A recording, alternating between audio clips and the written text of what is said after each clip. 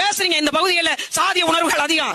ஒரு விபத்து ஏற்பட்டுச்சு, ஒரு மருத்துவமனைக்கு போறீங்க, நான் படையாச்சி, எனக்கு படையாச்சி ரத்தம் தான் வேணும், கேட்டதும் தானாம?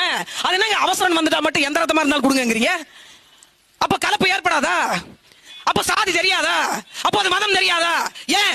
மனிதனுடைய தேவைக்கு இவை எவையுமே தேவையில்லை, அவ்வளவுதானே. அதைத்தான் நாங்க சொல்றோம், அரசியல் என்பது மனிதனுடைய தேவை.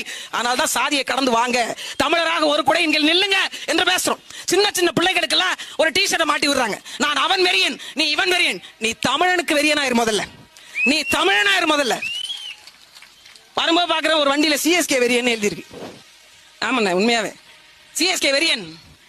எதில் வெறி கொண்டு நிக்கணும் நீங்க? உன் இனம் அழிகிறது, உன் மொழி அழிகிறது, உன் அரசியல் அதிகாரம் பறிவாகிறது. நீங்க என்ன சாதி பார்த்து ஓட்டு போட்டுட்டீங்களா? நான் பறையருக்கு ஓட்டு போட மாட்டேன், வன்னியருக்கு ஓட்டு போட மாட்டேன், பறையர். நான் செட்டியாருக்கு ஓட்டு போட மாட்டேன், முதலியார்.